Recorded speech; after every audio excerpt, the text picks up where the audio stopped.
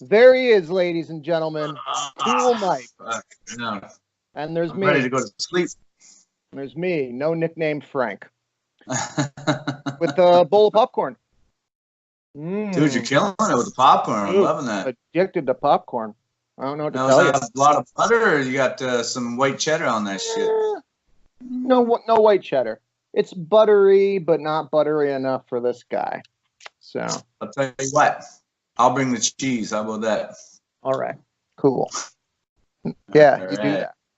So I guess the easiest thing to start with, Cool Mike, is tell me about the show. From your What show? What show? What show? What show? Not the Bunny Ranch. Oh, The show you went to. jeez. All the Double or Nothing. No. Fucking Penn and Teller. Oh. Yeah. Can I make a sound to describe it? How about you do it? Oh. How about you do it in interpretive dance? Then it wouldn't be good then. I'd be lying to you. Yeah. No, man, it was amazing. A smart man once said that I don't dance. I only do things when I get paid. Something like that. Is that how he worded that? No. What did he say? He said, if you're good at something, make sure you're getting paid for it. Yeah. Fuck. I fucked that up. All right. Yeah. So, tell me about it. What was it like? Oh, dude. It was absolutely amazing. Yeah. It was amazing. Now, I'm relatively new to going to wrestling shows. But pretty fucking amazing considering like I go to a lot of concerts. Yeah. And that could stand alone with any concert I've ever seen. The crowd was so fucking on fire. It was ridiculous. Are you getting text messages? I'm getting text messages. I told the guy to call him later. But I'm hearing the text. That's okay. Well, I'm sure the 5 fans will like it. Yeah. Yeah. Yeah, Cool Mike. Everybody wants to get a piece of Cool Mike. I guess so. I guess so. But so anyhow, yeah, we get there. So we get to the event, and we went about the event. It started at 4. We got there around 3:30, and as we're walking up, only Marks would know who this is. Was like Dave Meltzer is hanging out there by the box office getting his tickets. Like, oh, it's Dave Meltzer, and he just he scampers away. He didn't want to get noticed. Yeah. Good luck, Dave. Yeah, so I took a photo of his back because he's fucking running into the venue. But yeah, we got up there. Obviously, one negative is like beers were like $15, but yeah. I definitely probably spent like $100 in beer there. Yeah, in between matches, I was running. We should name you Maniac Mike. Oh Jesus. Fucking maniac. A maniac can become a loser real quick, I'll tell you that much. What kind of beer were they serving? Just American shit. I think I was knocking down. I was drinking not Modelo's, Dos Equis. Okay. So no wonder you needed to drink a lot of them. The beers are that big. It's that fucking big, man. It's way too much. Because like the alcohol content's only like 4%, so you're just pissing it all out, right? Yeah. Did you take a match off to go take a piss? Yes. Which one? Well, no, dude. I ran in between every match and took a piss. But did you specifically leave a match during the match to go piss? Yeah, it was the girls' 3-way. You mean? And then I'm taking a piss and I hear like, yeah, but it wasn't a 4-way when I was taking a piss. I heard the end.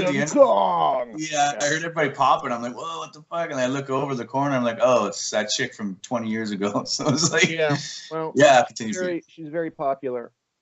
Yeah, no, she did a good job, man. She got a good pop. Yeah, that's all. The whole reason she was there, right? Yeah. Like I think I was saying to you earlier that I think the purpose of that is to get Kylie Ray and Britt Baker alone for the most of the match to show what they could do, right? And the fact that Kong takes out Nyla Rose then gives Nyla Rose a legitimate beef with whoever won because she wasn't really involved in the match. She was taken out by somebody that wasn't even who they didn't even prepare for, right? Yeah. That's my thinking of it anyway. So let me see here. The Battle Royal. Yeah. So the crowd was crazy. Yes. You loved it. It looked great on screen. It did. Like, when I was watching it, I've seen some people bitch about the production, and the only thing I could really, like, okay, there was the referee or the bellman run fucked up once, right? So, whatever. That's not production. The only thing production-wise that bothered me was the belt unveiling.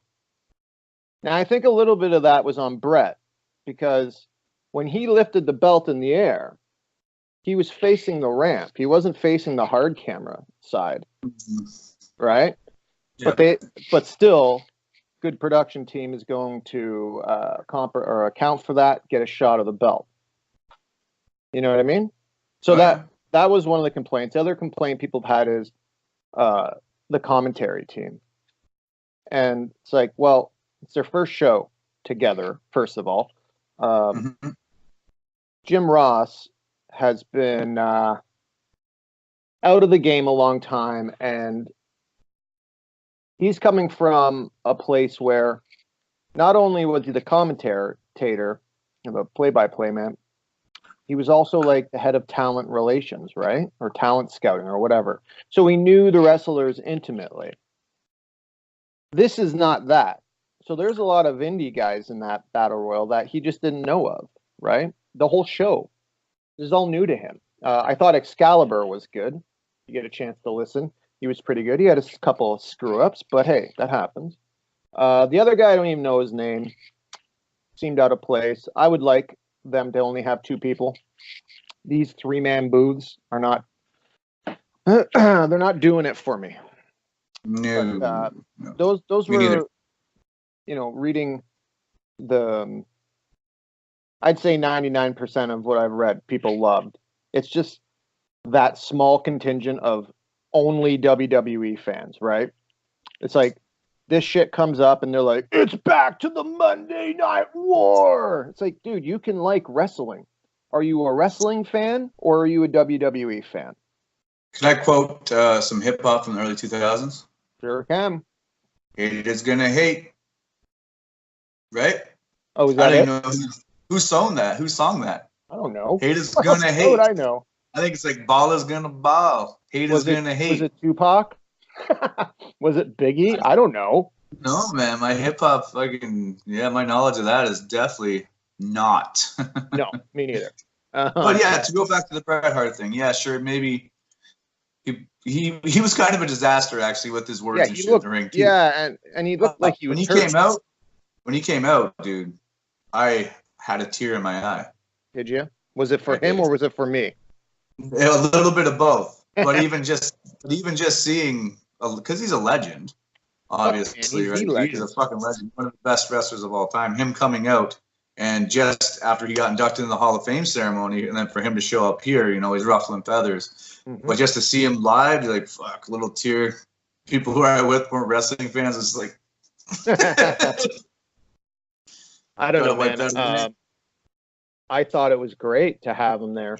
He exemplifies everything you want in a champion, especially if they're going for the whole wrestling and athleticism over stupid, wacky entertainment bit, like they say.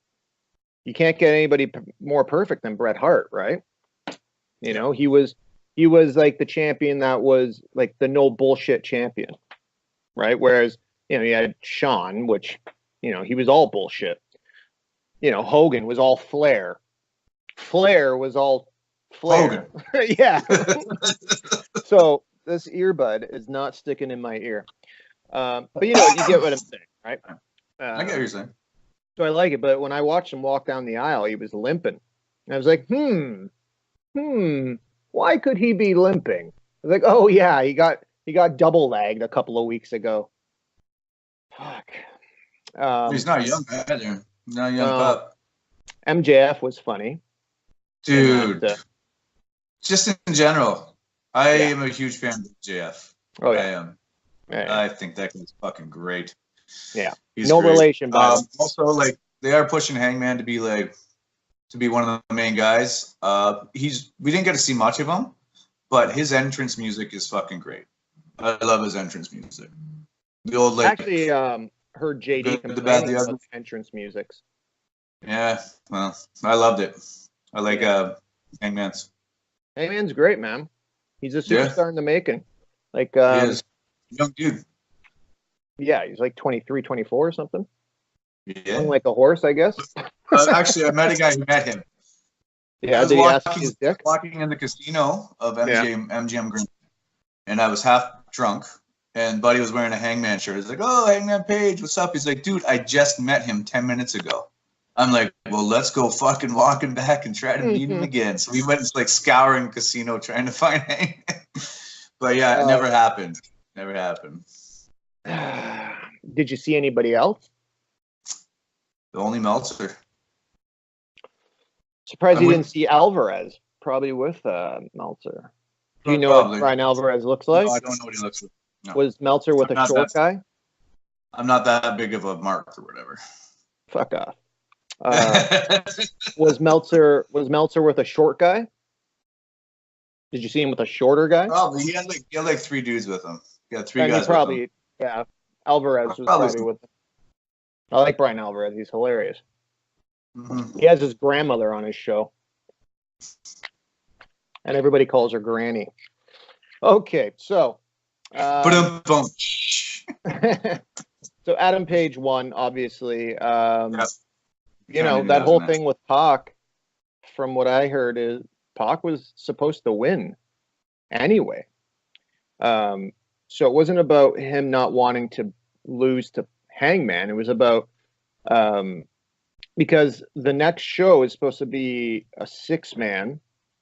So Omega and the Bucks is going to be against Pac and the Lucha Brothers. So that seems like they would have been setting up a Pac Kenny thing, right? So what the inference is Pac didn't have a problem beating Page, of course, but he did have a problem coming out on the losing end to Omega. And it was like, of course you're going to come out to the losing end when it comes to Omega. He's the face of the fucking company. And I guess he didn't want that because Dragon's Gate, he's their champion, he's unstoppable there, and they don't want that to happen. So, hence the creative differences. So instead we get Hangman in the title picture. I'm okay with that. Yeah, me too. Yeah, man. I think Hangman could actually take a loss here and there too because he's a young dude. But I'm also thinking like they shouldn't be going through and having anybody lose for the title until television starts. You would think? I don't know. I think I would want a champion going into the first show. Yeah. Because, like, look, most of the people that are going to be watching that first episode, they're going to already know, right? The other people are going to be new fans. And because they're doing all these pay-per-views and big shows before television, they can just do a TV package to hype new fans up. Yeah. But who knows, right? But again, from what I'm hearing, the dirt sheets, they're only going to be going with like 4, maybe 5 pay-per-views a year after they hit TV, which is awesome. Yeah. Yeah. Because WWE fucks up with that. Once a month, twice a month. Because Saudi Arabia. No yeah. There's no build, right? You can't build. How can you, like, you build for a pay-per-view, which is 4 weeks away. Really, that's the start of a build. And so you have 3 weeks to build, and then there's the go-home show. You can't see my hands. I can see your hands. Can you?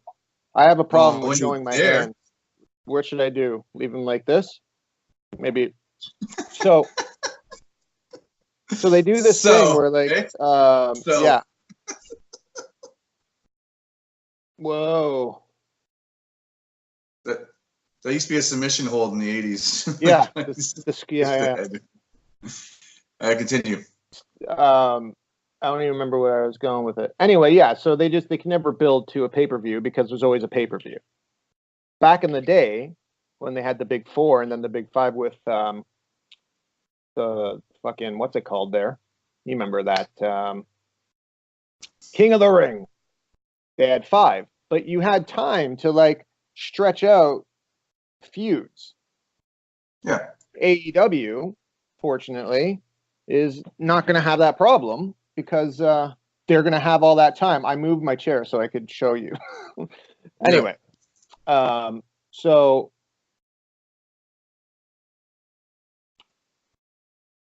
I'm glad he's in the title picture. Yeah, me too, man. I'm glad Jericho. All the guys. All the guys who are in the title picture. I told you Jericho was going to win. All right, so Hangman won. It was pretty predictable. A lot of fun shit happened in that match, though, from where I sat. Did you see that Orange Cassidy guy? The guy who came out with his hands in his pockets? Fucking amazing. Yeah. I thought he was great. He only did like 2 or 3 things, but he was fucking great. Yeah. When he did the kip up with his hands in his pockets. Dude. That got a huge pop. I got a huge pop, man. Well, I popped hard for that shit. That was great. Yeah, definitely. And the aviator sunglasses too, which you can appreciate. So. So then next we had Kip Sabian and Sammy Guevara. So obviously we know, being big fans of BTE, that Sammy's an asshole. Yeah, but he doesn't do anything that makes him an asshole. Yeah. Well. Looks like one. Passive aggressive. But those two put on a fucking hell of a match. They went like 12 minutes or something. Yeah, it was short. And but it just goes to show you don't need a long match to have a good match, right? So I think it was a perfect finishing match for a pre-show. Like that right there, when I watched that on YouTube, I was like, fuck. Great, because if this is how it's going to be and only getting better, I'm set. So that was awesome. I don't think we need to talk much about that. So let's get into the first match. They're both ridiculously athletic. So for them to put on a 9-minute match, they had a lot of spots. They filled them. It was great. They got all their shit in, man. They did. And it looked good. It looked good. So, whoever's going to listen to this is probably going to hate the fact that I'm chewing popcorn. But, sorry. Now, don't hate me. Hey, don't censor yourself. Yeah. You're changing the game. What is it, Twitter? You chew the wrong way. You don't chew the same way we do. That's it. You're deplatformed. So, I think they'd be more concerned about the Harry Potter sweater in the middle of summer. I don't know. It's already a knockoff, brother. It's Sam's. It's Sam's. You're casting wrestling spells. Yeah. How do you think she's my girlfriend? Mm-hmm. I put a spell on her. Not gonna sing the song. So we have SoCal, uncensored, and we have the Asian guys. Shima, T-Hawk. Love the name T-Hawk. Huh? Yeah. I'm not going to try. I'm not going to try their names at all. Oh, it was Shima, T-Hawk, and Linda Man. So, yes, Linda Man. Yeah. Because Buddy was making a comment because my mom's name is Linda. Yeah. He's like, that's probably your mom's favorite character. I was like, yeah, I would, yeah. Yeah, maybe. Sure. Linda Man. Those Oriental wrestling, I don't know the name of the company. Wasn't it just One or something? I think it's One. OWE. It was OWE. Yeah, because one's the fighting. One championship. Yeah. OWE. So Oriental Wrestling something Express. I don't know. Anyway, those guys put on a clinic. So did SoCal. They were awesome. They were awesome, man. Like, It was Again, cool to see. It's cool to see Christopher Daniels. Yeah. Guy's a legend. Guy's a legend. Yeah, Legend actually, who never competed in WWE. He's a fucking legend. yeah, they wanted him. All those guys are great. Who did they want him for? They wanted him for a big role in the WWE. I think it was the fucking mastermind behind the ministry. I think it was the higher power or something. That, or it was supposed to be I can't remember, but it was supposed to be big. Let me see. Yeah, but anyhow, the match was fucking amazing. Let's be alive. Great way to start off the show. Start off the main show. Oh, it's a perfect first match. Oh yeah. Yeah, Scorpio, all those guys. Scorpio Sky's fucking amazing. All of them. And the Orion guys, they killed it too. Let's see. Give me 1 second. You keep talking. Talk about how great that was. Well, dude, spins, flips, and whatever, man. I was half torqued at that time. It's hard for me to remember that, but yeah, I do remember them putting on a good show. Daniels, Kazarian, they look great too. Like their outfits look pretty good too. Yeah, I thought that the Linda Man and the Boys or whatever. Yeah. They kind of remind me like a revival in a way, the way that they like put their shit together. You know what I mean? Yeah. A little. Yeah, I can see that. Yeah, more definitely. Shit, but yeah, definitely.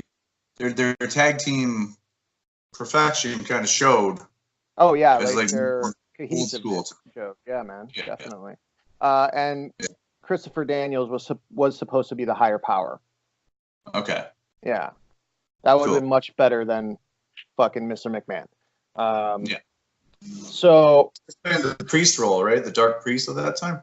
Yeah, he was. Yeah, I mean, just didn't make sense that McMahon was going to have his daughter kidnapped and raped and married off. Right? That makes no sense. In McMahon's mind, it does. But you know what? This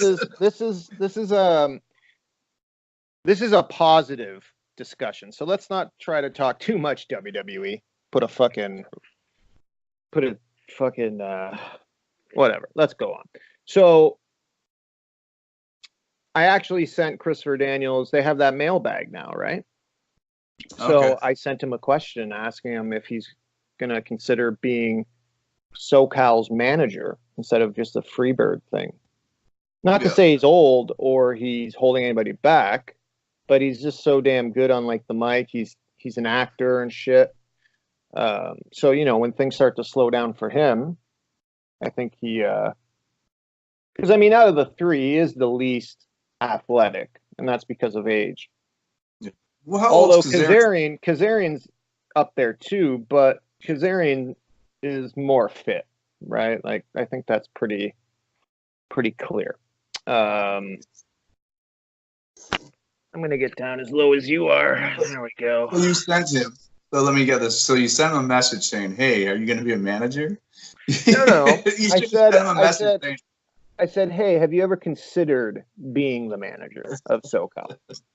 And then I made sure to put that I'm not saying this because I think you hold them back. I just think, you know, I'm just asking for a friend. You know what you should have said? You should have said, "Hello, Christopher Daniels. Have you ever thought of being the higher power of SCU or dude, the shit that he did on Being the Elite when when he was doing the exorcism? Yeah, the exorcism. But he already did that before in TNA. I know. I'm not saying not to do it. Back. Bring it back. That was brilliant. The exorcism of Cody Rhodes. Oh yeah, that was fucking great. So amazing first match pay-per-view. Okay, I'd see a lot of first one. Are they going to be like the New Day, right? The one team that has the Freebird rule, you know what I mean? Or are they going to have trios belts? I don't think they're going to have trios belts because they said they want to keep how many titles they have down to a minimum, which I agree with. So next we had that four-way, that women's match. Yes. No, wait. Yes, that happened. It started as a 3-way, and then it went to a 4-way. Yeah, and then Brandy came out. Mm-hmm. Everybody thought she was going to pull a fucking Stephanie McMahon or something, and be like, put myself in this match here. See, that didn't happen. Thank God. Not that she can't wrestle. That's McMahon from the 30s. That's yeah, not that she can't wrestle. It's just I don't want that authority figure bullshit. You know, I'm over that. But when they brought out Awesome Kong, awesome, got a huge pop. I mean, she's looking a little old, right? And what she could do was limited, but she served her purpose. And like I said, I think it was to get Kylie Ray and Dr. Britt Baker. Yeah. Piece ass DDM or DMD or whatever. Get them over. DDM? Yeah. DDM? DDM is like a doctor, isn't it? Isn't it a message? No, DM's a direct message. I don't know. Doesn't matter. A direct I'm dick not message. a doctor. I'm a doctor of love, all right? So, okay. They had I mean, to me, this was the weakest match. But even still, it was still a good match. Like, this is the thing. There wasn't a bad match. No, there wasn't. This was my piss break match. Yeah, but you still got out to watch it. I did, yeah, because I pissed really quick. It's not like a Roman Reigns fucking Baron Corbin match where you go and take a shit, you know? Like, you know what? I'm going to do meal prep for a week while Roman Reigns wins another match. No, this was good. This was good. Like I said, it showed off what the more athletic girls can do, and it is going to give an opportunity to Nyla Rose to show off in the future. Next match was the Best Friends against Angelico and Jack Evans. I really like Jack Evans. He's your boy. I like that guy too. I like Angelico too. I like both. He's a Stu Hart boy, man. So, and Eddie Hart was in Vegas. Yeah. Was he? Was he there? He was there. Man. I just found out that when I left, he was doing an indie show in Old Vegas. Man, they need to sign him. Honestly, he needs a shot. His craziness has followed him around for a long time, but he seemed to have gotten his shit together. A match with him and Kenny Omega would be amazing, but just don't sign the guy. Just sign a match-to-match basis. So don't sign him to a long year, match-to-match basis. You know, give him a chance. Even if they brought him in as kind of, they have Pillman Jr. there. Yep. Him and Pillman Jr. are already a team in Major League Wrestling. So, dude, and he's good friends with Jack Evans. I don't know if they're still really good friends. Maybe something happened, but whatever. Just get him in there. Anyway, Angelico walked around like really slowly and methodically and shit. That's not his style. He looks so stoned. Yeah, I don't know. And he was the one guy I'd say out of this match that he was still good, but he was the one that wasn't really that. He was very forgettable in this match. Yeah. And then we had those guys. I was like praising him. I was praising him to my buddy, to the guy who was with me. I was like, "Oh, that Angelico, whatever." Like, he was in Lucha Underground. He was amazing. You got to watch these guys. And then he came out and he looked like a pylon with his full like gear. You know what I'm saying? Yeah. High vis. Just going to go on a construction site. And then he wasn't. He might have had a little bit of ring rust. I don't know when the last time he competed was, but he was the one guy that was like, yeah. Because I was bragging him. Yeah. It's all your fault. So, fucking Jack Evans took a beating. Fucking took a beating. Got pinned too, yeah. And got pinned. But again, man, another great match. And then those guys came out. I didn't know who they were. And then I found out that they're called Super Smash Brothers or Super Smash Bros. And at first it was weird. And then the fat guy sat on a human throne. And I was like, I like this. Love that. Yeah, I'm like, I like this. And the other Yeah. guy, the bald guy with the shitty paint job, was just cackling. I was like, all right, I'm down. That's cool. What kind of vibe did you get from these guys? What, the Super Smash Brothers? Yeah.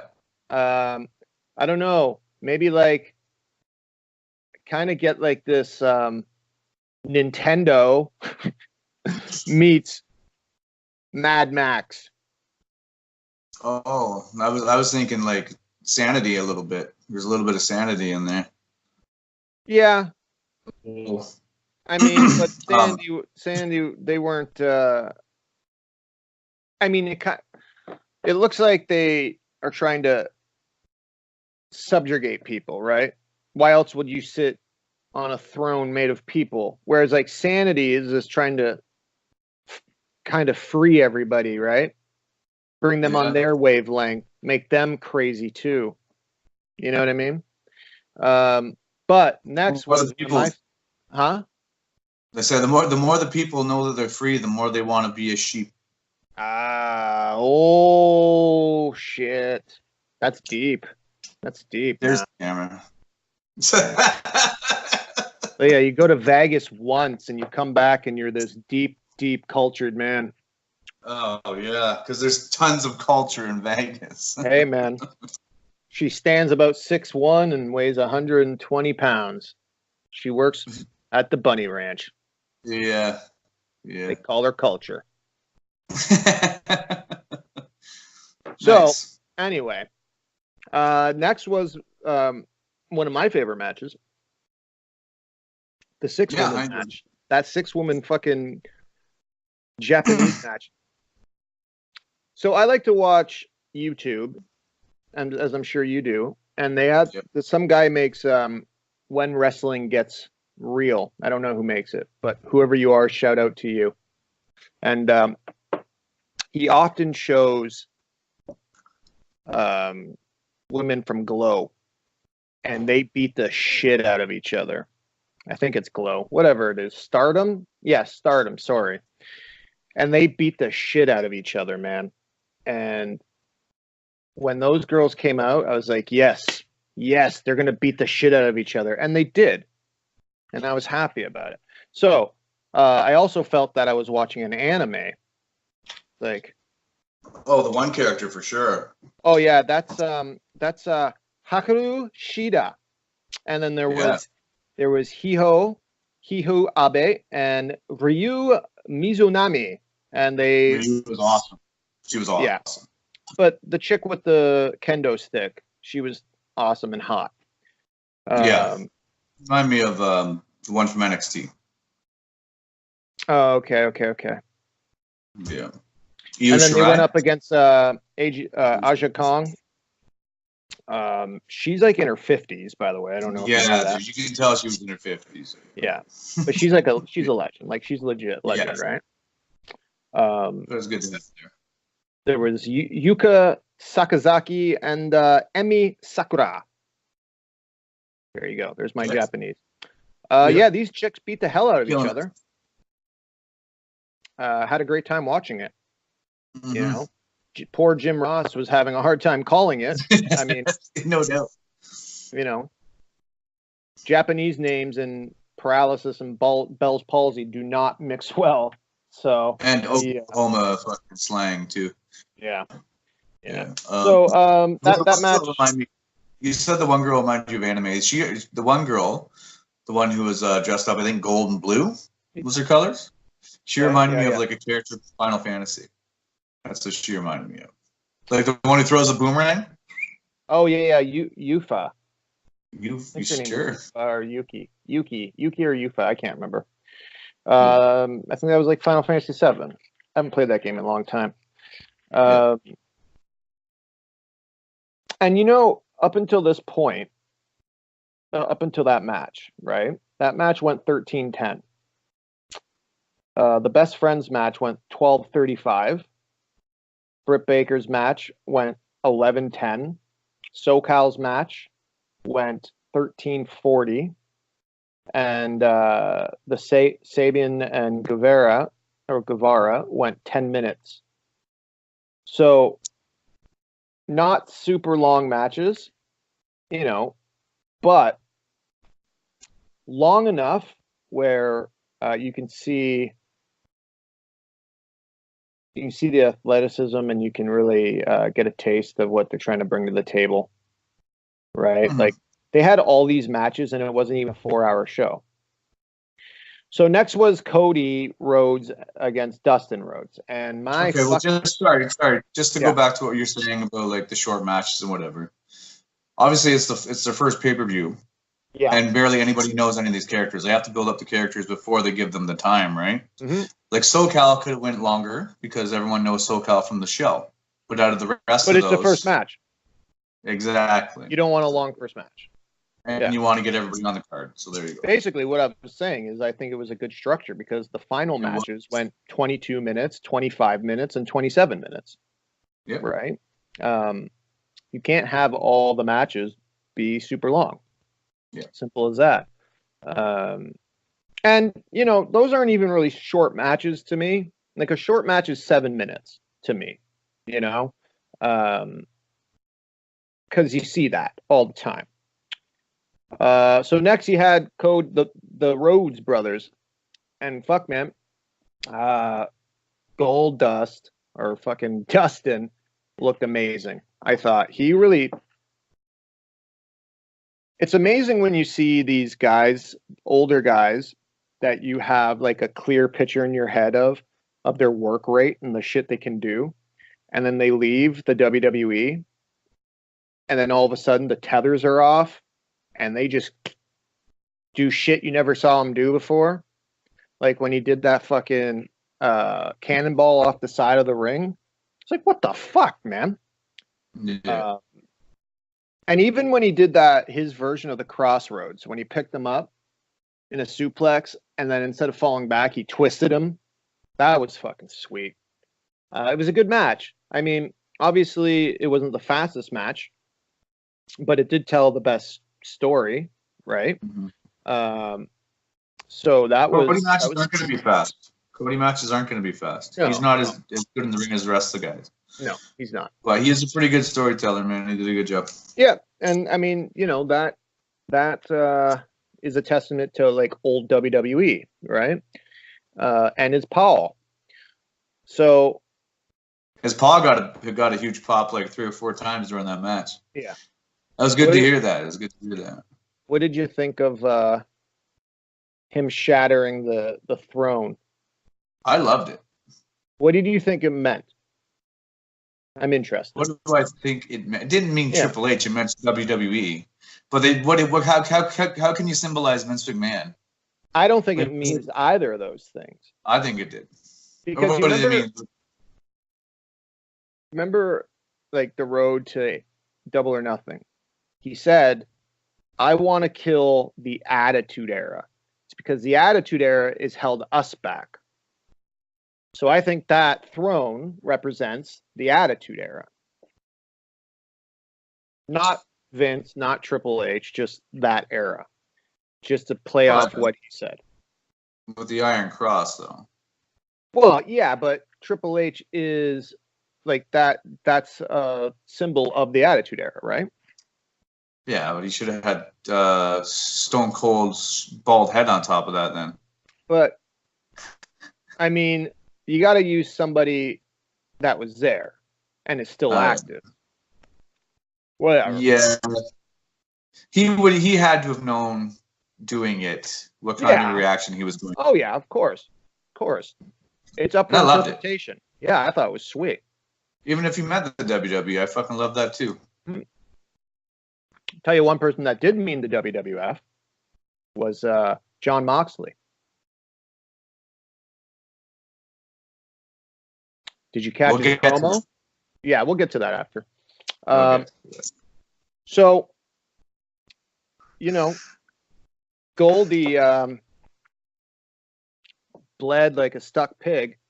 Yeah. I can't remember seeing that much blood in a very long time. Dude, I was in the nosebleeds and Dust and Cody grabbed the blood off like the mat or whatever and wiped it on his chest. Yeah. and I could see the blood in the nosebleeds, and I was like, "Wow, that's a lot of fucking blood." You know, at that part of the match, you would think that the half face paint would start coming off because of sweat, and it was, but you couldn't tell because of the blood. Like, it was just, to me, it looked worse than what Stone Cold looked like in that Bret Hart match at WrestleMania. And it was needed too. It was needed. I liked I was a little bit confused when Cody started rocking heel. When he came out and he was like the heel. Yeah. But then I realized, I started thinking about it as I was driving today, and I'm like, it works. It actually worked a lot better. When I first seen it, I was like, he's being a heel, cool, whatever. There has to be a good guy heel. But like, it works on so many other levels, you know, because like he has to. That's the only way he can beat his older brother. You know what I mean? Yeah. You're always trying to beat your older brother, but what? Like, I remember I was a younger brother, and I used to go at my brother with fucking screwdrivers and shit. Like, you have to use weapons on that bed. That's totally so I was like, normal. I was like, yeah, that makes sense. It makes sense. And then at the end, yeah, that was a really good match, man. Also, Cody works better as a heel anyway. He does. He does. Like, I'm more invested in Cody when he's a heel. So, and the speech at the end was good. You know? Yep. I don't need a friend. I don't need a partner. I need a brother. And then they hugged. He was actually crying too, wasn't he? Yep, they were. They were. So were people. Yeah. But no, that was a good moment. Then you had the craziness of the Young Bucks and the Lucha Brothers. Fuck, dude. That was wild. Yeah. That was wild. Even the guy that was with me, doesn't watch wrestling, he was popping for that shit too. Yeah. And yeah, dude, they look great too. The Young Bucks, their outfit looked great. You know, everything about the match was good. Yeah, fuck yeah. You know, and it's funny that, pardon me, people talk shit about not selling and shit, right? And I understand selling. You know, you and I have been watching this shit since we've been kids, and we're not young. But at the same time, like, when somebody gets like smacked down, pops up and say throws a super kick, like, that guy's not selling. It's like these people forget, like the whole selling group, they forget that there's a thing called adrenaline, and that plays a factor, right? You know what I mean? Like, wrestling and old school wrestlers like Jim Cornette would have you believe that once you isolate a limb, that limb is forever damaged. And that no amount of an adrenaline just doesn't exist. It's like, no, adrenaline exists. That's why you see these great fucking sequences when somebody gets kicked in the face, pops up, kicks the other guy in the face. He pops up and smokes him with a fucking massive clothesline. It's adrenaline, right? And then you get that adrenaline dump. Both guys hit the floor. And then there's subtle selling. I don't know. I just think sometimes people take it too far with the critique of selling and not selling. I just don't think everything deserves to be sold to the extreme. So yeah, it's usually old school heads that are about the selling. But can I say 2 words? Hulk Hogan. Yeah. Hulk Hogan would take somebody's finisher, get up and shake his finger at the guy, and then finish him off, right? So it's like, okay, what about the adrenaline then? Yeah, exactly. You know, or like Ultimate Warrior was all adrenaline. Yeah. So it was a great match, you know. Main event time. How many stars do you think that guy got? That match? Yeah. Knowing Meltzer, probably like 5. Yeah. 4.5, 5. I would say like 4 3/4 to 5. I know it's like splitting hairs, but Meltzer splits hairs, so. Yeah. Can't say that was a 4 3/4 match, you know, 5-star match. It's a masterpiece. Yeah. I mean, people get all bent out of shape with his star ratings. It's like, dude, it's a guy's opinion. No big fucking deal, you know? What'd you think of the Jericho entrance? Fucking loved it. Yeah, man. Do you think he's going to catch shit for the list part? Yeah. Yeah, I think he might, because that list is exactly as it appeared on WWE. Mm-hmm. Maybe. Dude, I'm a huge Jericho mark. Me too. when Everybody in the audience. when I saw Lionheart, I fucking freaked out. And I'm like, is he coming out as Lionheart Chris Jericho? I was praying that he would. And then the next one came, and then the next one. I was like, okay. Then he came out. And you know what? For the most part, he kept up with Kenny. It was a good match, man. Kenny came out to a massive, probably the biggest pop of the night up until that point. And sorry to cut you off, but by that point, you're not sorry. I think how long ago? Like 3 hours or something. 3.5, just over. Yeah, maybe that. Yeah. So by that point, you could tell the crowd was getting a little bit tired, especially after the high spots in the last match. Mm-hmm. Yeah, you could tell people were, but still, people getting tired, match. But man, they were still into the fucking match. They were still into it, but it's still like you can see people like, holy fuck, I'm getting burned out here. But I mean that's also another good sign that people are willing to stick around, because the biggest pop of the night came from Moxley, right? Yes. Not to say those guys like Mox better than anyone else. It's just it was a shock pop, right? So for those people who be there that long, started to get tired, and still have that reaction at the end of the night, AEW did something right. So okay, they did something right. Yeah. So I mean, there was that one fuck up in the match where he went for the one wing angel, and Chris was supposed to turn it into a DDT. It fucked up, and you could see them on the spot saying like, "Let's do it again," and they did it again into the ropes this time, right? He went to do a lion salt, caught him in the ropes, then he hit the DDT, then he hit the code breaker, and then he did his super spinning elbow. And Kenny sold that shit. He sold that shit. Like I can understand selling that, because that's like a knockout blow, right? Yeah. Are you gonna ask me what I think of the move? Yes. I don't care. It's like think about it. Chris Jericho is older. He's like almost 50, right? So he can't have these super fancy pants moves. So you remember remember Rocky Balboa, the movie, when he starts training?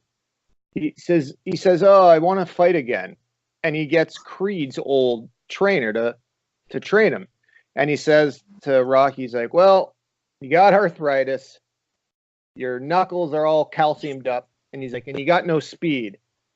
We have to rely on power, blunt force trauma, power." That's like Chris Jericho, right?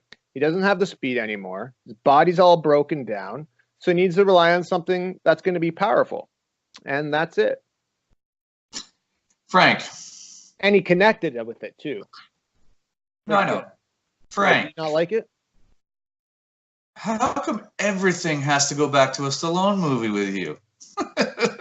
He's like, you remember Cobra Reddy? He's like, no, that you brought that up. And by the way, remember Rocky, yeah. By the way, in Cobra, fucking Cobra Reddy's fucking retarded partner wore a hat just like the one you're wearing. All right, dude, I'm your retarded partner. You're my retarded partner. I'm the greasy wop, the retarded partner. No, Stallone's not a greasy wop. Man, he's a WWE Hall of Famer. Yeah. Anyway, what do you think? Whatever. It was just the spinning.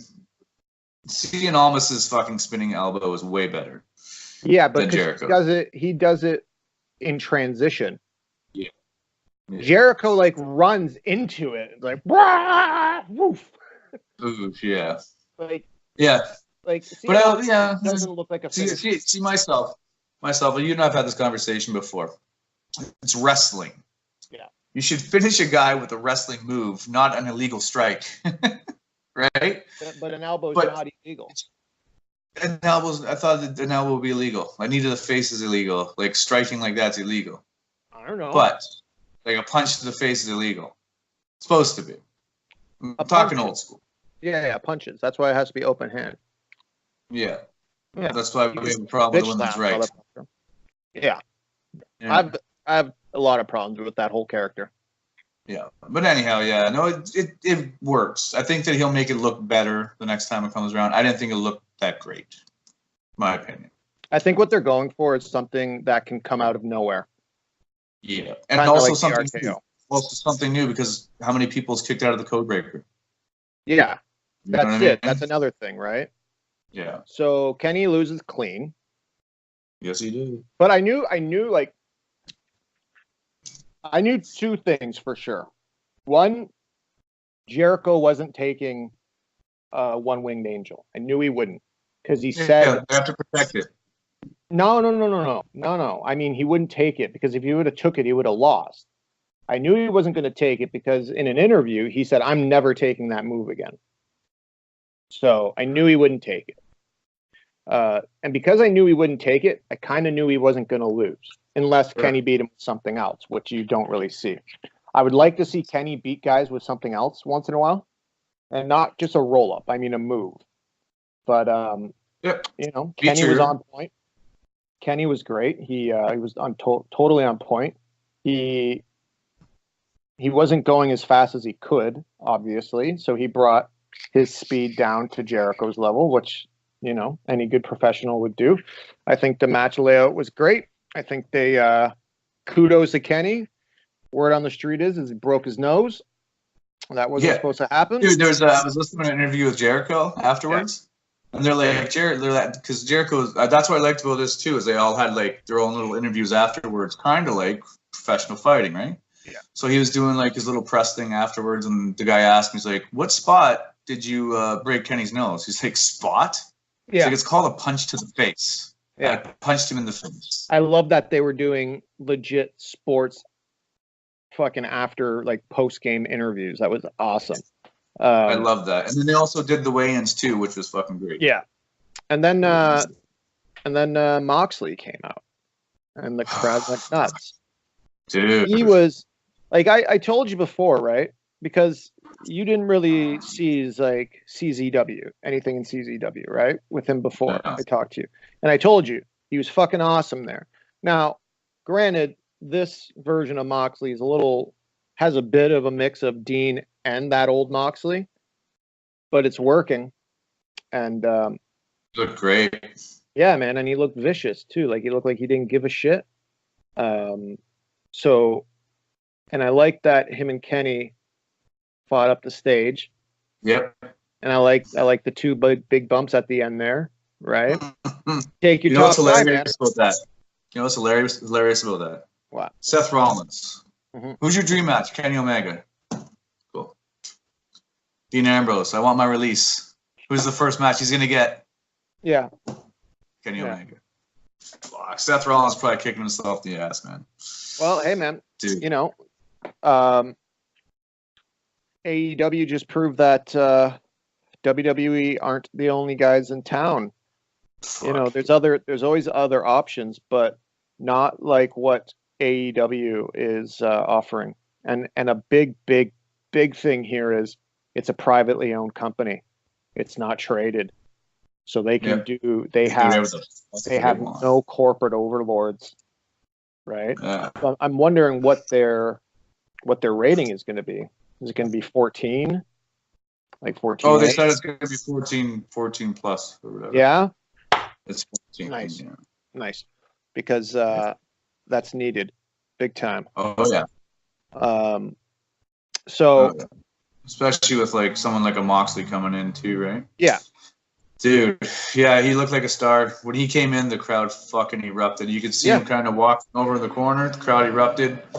I had goosebumps. And Jericho was cutting an awesome promo at the time too. And Buddy comes in and erupts. Yeah.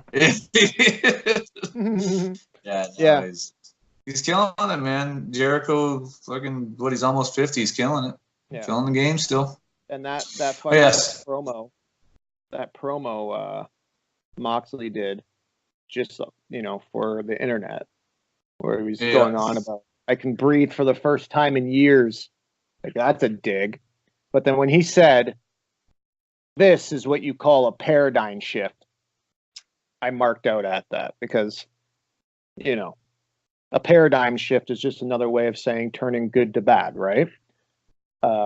And that's a total dig at, you fucked up my heel turn. Look how good it is, right? Look how good it can be.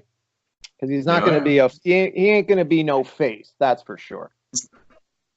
And, another thing happened. I said in a video earlier, I think it was actually Mark Henry asked a question about the diversity in the roster. And I was like, oh, fuck, here we go. Right? I'm like, don't do this. Don't bring this political bullshit in here. And Cody answered it perfectly. So basically what he said is, like, when he first met Brandy, he was like, I don't see color. And she said, well, you haven't seen out of my live life through my eyes, whatever. But what he said was, it's about the wrestling. That's what he said. And I like that answer because all walks of life like wrestling. So if you just go out there and get who you think are the best people, then you're going to have a diverse roster. You don't need to go out of your way to create a diverse roster, because at that point, you're not going to get the best people available, right? But if you go out and get the best people available, those people are going to be diverse no matter what, because everybody has something to offer. You know what I mean? So I thought it was, when he said it was just about the wrestling, I thought that was a perfect answer. And one I was very happy with. Yeah. Because, look, we just went through that whole Kofi Kingston, not enough black champion shit, right? I want that kind of shit left out. Because, like, you can poke holes in that shit, right? Like, Kofi Kingston isn't the first black champion, right? There's been many, many people of different colors and creeds as champions in the WWE. They've had, well, look, their longest reigning champion is an immigrant from Italy. You know what I mean? Yeah. And then they went from him to Pedro Is Morales. Is that Cabretti? Yeah, it's Cabretti. I'm going to cut you off here for a second, too. Now, the problem with having what happened with Kofi Kingston is what happens when Kofi Kingston loses, right? So they pushed him to be the black champion. What's that? Tell me. So there's gonna be an uproar, right? There's gonna be an uproar about Kofi Kingston losing, and then they're gonna go back to the same fucking bullshit that was again. Yeah. Instead of it being about like him actually getting pushed the way he should get pushed because of his character, they pushed him because he was a black dude. Stupid. And then what's gonna happen after he loses the belt? And like a year down the road, 2 years down the road, another black guy rises up. They're going to talk about how there's not been any black champions. And people will point out, yes, there are. They say, oh, it doesn't count because it's this title, not that title, right? Like I had people telling me that Booker T doesn't count because he had the world championship. And it was on SmackDown. I was like, dickhead, Triple H was the world champion on Raw. It was the world title. It counts. You know what I mean? Yeah.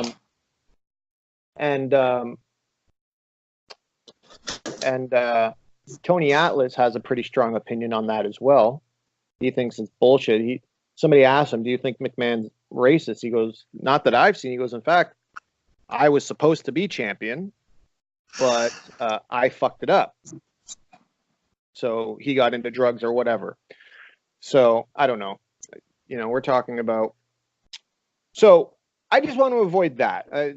Just that kind of talk, right? Because we watch wrestling to get away from that real world bullshit. If I want overly politicized anything, I'll go to a news station. I'll go to Twitter. You know what I mean? Just watch the Avengers. Yeah, I guess I haven't done it yet. but I mean, I love the show. Dude, it's great. Apparently, Vince is pissed off at any of the WWE superstars that tweeted out during the show for some reason. But I'll tell you, man. Well, I mean, the reason, because it's competition. I know. But remember, they're so far above it, they say, that it's a pissant company. That's what Triple H said. Dean Malenko's now hired by AEW too. I love that. Yeah, I love that. He's a coach or something, producer coach. So that'd be great. No, he has a good mind for the business. Plus, he's also buddies with Jericho too, right? So Jericho probably got him in there. But they probably would have got him regardless. I think he knew Dusty pretty good. Mm-hmm. So yeah, it's good that Dean's there. Billy Gunn, badass Billy Gunn too. What are they gonna do with Road Dogg? Apparently, he's writing for NXT now, or yeah. JD's not gonna like that one, eh? No, Mr. Dog. Yeah, Mr. Dog. Yeah. So how do you do it? Are you going to set up Moxley versus Kenny Omega right away? Well, I know the Fighter Fest, they're going to have some matches, and they're thinking about putting him in a 6-man, him and Lucha Brothers against Omega and the Bucks. Mm-hmm. But he's also, his first match is not going to be against Omega. Well, they haven't. I don't know who it's going to be against because they have the Fight for the Fallen coming up, right? And that's going to be his official first match. But he's also working for New Japan. I've seen that. There was a pretty good video vignette. Yeah, there is. But the whole thing is, by the time they hit TV, because all those guys are going to be working elsewhere, right? They have to be able to. They need to make money. But as soon as they hit TV, that's it. As soon as they're on weekly, those guys aren't going anywhere, I don't think. I think they should book Moxley like a Sting kind of Stone Cold. I wouldn't like to see him in a triple tag. Because I want him to be his own guy. You know what I mean? Like, don't have him tag with anybody. Just have him beat the fuck out of folks. Yeah. Just come in, get out. Come in, get out. When That's you say Stone Cold or Sting, you're insinuating that he's going to be a face. Well, I think he's going to be a face, but I think he's going to be one of those anti-heroes. Okay.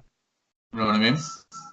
Because Stone Cold was the heel, and he did heel-like stuff, but he was a face, right? Yeah. But even though, after he became an anti-hero,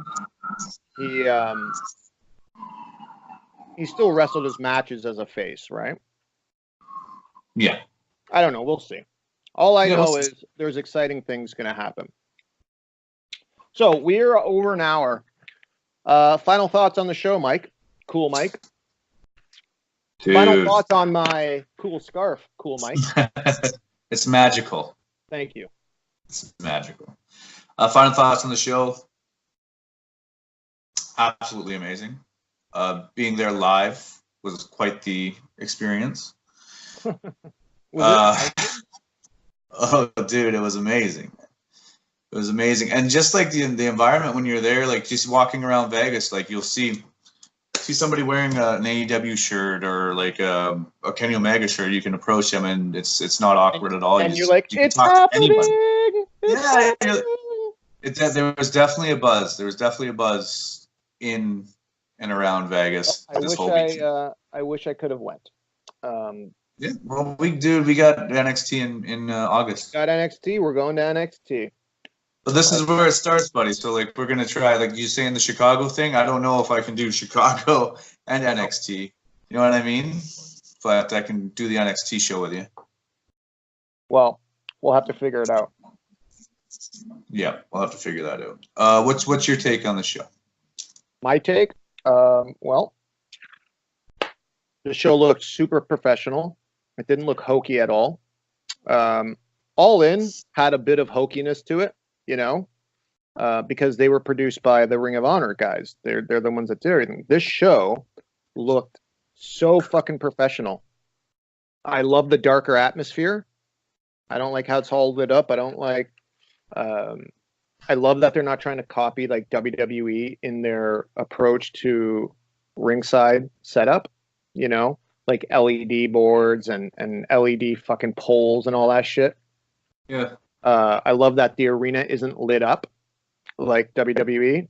I think when they said they're going for their alternative, they meant it. And you can really tell that through just the layout of the arena.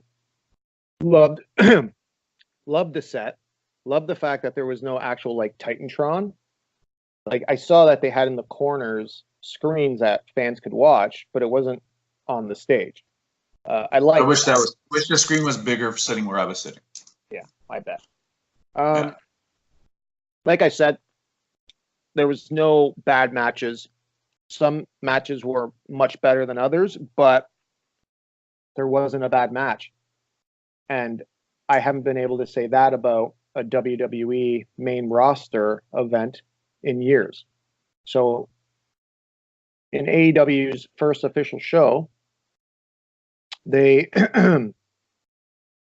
already one-upped WWE's main roster and how to do a fucking pay-per-view, frankly. And yeah, I also want to say that there was a good when was the last time the WWE produced something of that caliber? Yeah. Like all they rely on is names, right? Yep. You know, oh, this guy's going to do this guy, and it's a big deal because of who they are. But then they don't put on nearly as good of a match that they can do. The last time they did that was AJ and Seth, but that was rare. That's rare. You know, You had AJ and Shinsuke put up 7 shit matches. They got 25 minutes in Japan and they fucking tore the house down, stole the show. So I thought it was amazing. And it was well worth the $35 I paid to watch it at home. And that's another thing. People were bitching, it's too much money. I paid $49. I paid $59. If you're going to your cable provider to watch this shit, that's on you. Go to fighttv.com, whatever it is. It was fucking $35 Canadian. So it was probably less in the States. And I know it was available there because the goddamn banner had Fight TV on it. So yeah, they were plugging Fight TV well before this weekend. So it wasn't expensive at all. $35 for a huge show. Fucking count me in, man. Yeah. What was your favorite match? We'll end on this. Favorite match. The Bucks. Was that your favorite match? Yeah. I'll say Cody and Dustin as well, just because they told a pretty good story. It was nice to be there when everybody's like cheering the Dusty chants and shit too. It was cool. You know, it's really weird to say Omega's match wasn't the best. You know? Yeah. So used to being like, what's the best match on the show? Omega. Who was he wrestling? A piece of shit. Like that guy sucks. No, a literal piece of shit. He's that good. But like, look, those 3 matches, really, I think any 3 of them could be the best match of the night. Yeah. It was just I preferred a little more of the speed that went on in the tag match. So, agreed.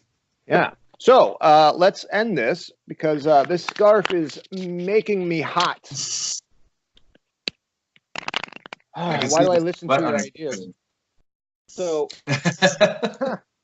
now, as for Cool Mike and me, no nickname Frank. By the way, you're a douchebag. Anyway, thanks for listening to us talk for about 70 minutes.